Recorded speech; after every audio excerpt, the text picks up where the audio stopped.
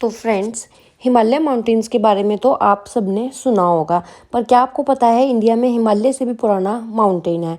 So welcome to Girnar पर्वत which is older than Himalaya mountains.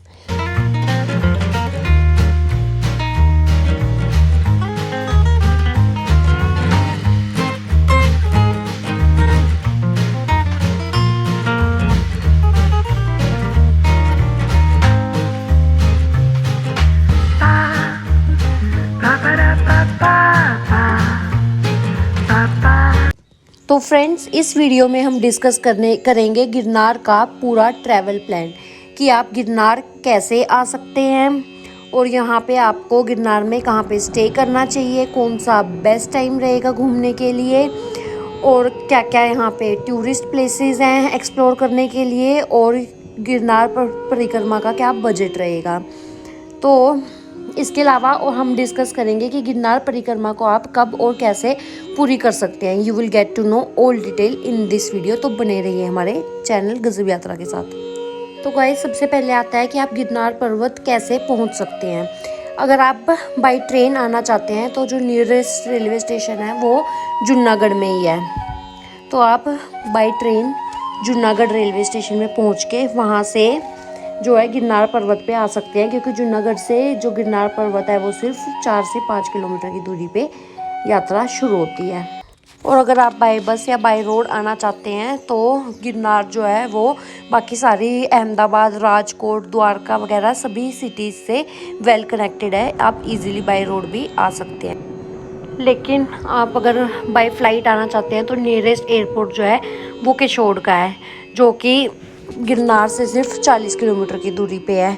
इसके अलावा आप पोरबंदर एयरपोर्ट के थ्रू भी आ सकते हैं। अब हम बात कर लेते हैं कि आपको स्टे कहाँ करना चाहिए।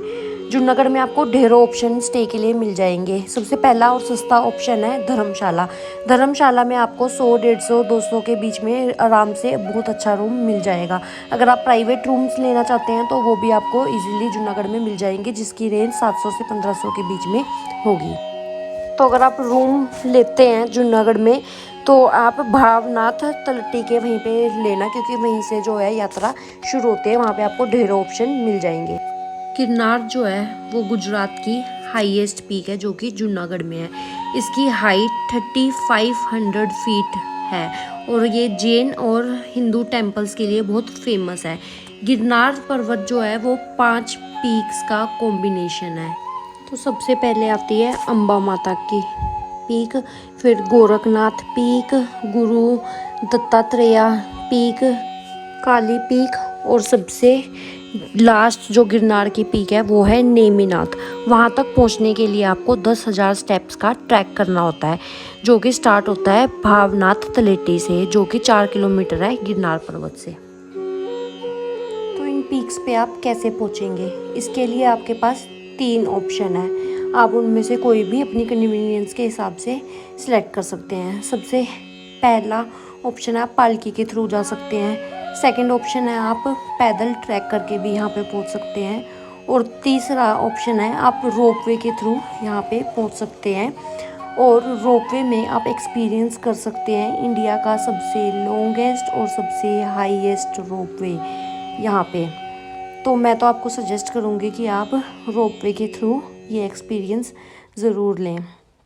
और जो रोपवे के चार्जेस हैं यहाँ पे वो पर पर्सन 700 रुपीज़ है। लेकिन जो रोपवे है वो आपको पहुँचाएगी जो है अम्बा माता के टेम्पल। वहाँ से गुरु दत्तात्रेय के दर्शन करने के लिए आपको 3000 स्टेप्स का ट्रैक करके जाना पड़ेगा। टोटल जो स्टेप्स हैं इन पीक्स के वो हैं 10,000। जो लास्ट पीक है वहाँ तक 10,000 स्टेप्स है। रोपवे के थ्रू आपके 6,000 स्टेप्स कवर हो जाते हैं, तो सिर्फ 3,000 स्टेप्स का ही आपको ट्रैक करना पड़ता है। तो अब हम डिस्कस करते हैं कि गिरनार की परिक्रमा आप कब कर सकते हैं और कैसे कर सकते हैं। गिरनार की जो परिक्रमा है वो बहुत ही डिफ़िकल्ट 38 किलोमीटर्स का ट्रैक है। 38 किलोमीटर्स ट्रैक आपको करना पड़ता है। और ये जो परिक्रमा है ये शुरू होती है गिरनार तलेटी से और इसका जो रास्ता है वो गिरनार फॉरेस्ट से होके जाता है, जो कि सिर्फ 5 से 10 दिन के लिए खोला जाता है परिक्रमा के टाइम। तो ये जो परिक्रमा है वो होती है देव दिवाली के टाइम पे, तो नवंबर में देव दिवाली के आसपास ये परिक्रमा शुरू होती है। लाखों भक्त यहाँ पे परिक्रमा करने के लिए आते हैं। तो अगर आप उस टाइम पे परिक्रमा करना चाहते हैं तो आप उस टाइम पे भी यहाँ पे आ सकते हैं। और अगर इस परिक्रमा के दौरान खाने की अगर हम बात करें तो खाने पीने की भी आपको कोई दिक्कत यहाँ पे नहीं आएगी, क्योंकि गिरनार जो हिल्स हैं उस पर बहुत सारे रेस्टोरेंट्स बने हुए हैं। आप वहाँ पे आराम से खाते पीते हुए ये ट्रैक करके मंदिर सारे कवर कर सकते हैं। इसके अलावा गुरु दत्तात्रेय के वहाँ पे जो है फ्री लंगर सर्विस भी होती है। आप वहाँ पे भी खाना इजीली खा सकते हैं, आपको कोई दिक्कत खाने की इस ट्रैक पे नहीं आएगी। अब आता है बेस्ट टाइम यहाँ पे घूमने का। नवंबर से मार्च के बीच में सबसे बेस्ट टाइम रहता है यहाँ पे घूमने का, क्योंकि उस टाइम यहाँ पे इतनी गर्मी नहीं होती, तो आप ट्रैक भी इजीली कर सकते हैं उस टाइम। इसके अलावा आप यहाँ पे शिवरात्रि मेले के टाइम पे भी आ सकते हैं। लाखों भक्त यहाँ पे शिवरात्रि के टाइम पे आते हैं। और इसके अलावा आप अगर चाहें तो देव दिवाली के टाइम पे भी यहाँ पे आ सकते हैं। तो आपको गिरनार का कितने दिन का ट्रैवल प्लान करना चाहिए? तो यहाँ पे घूमने के लिए 1 नाइट 2 डेज़ इनफ है। आप इजीली सभी जगह ये कवर कर सकते हैं, लेकिन अगर आप चाहें तो 2 नाइट 3 डेज़ का भी प्लान यहाँ पे बना सकते हैं। तो अब हम आपको बताएंगे कि गिरनार घूमने में कुल खर्चा कितना आएगा, क्या बजट रहेगा।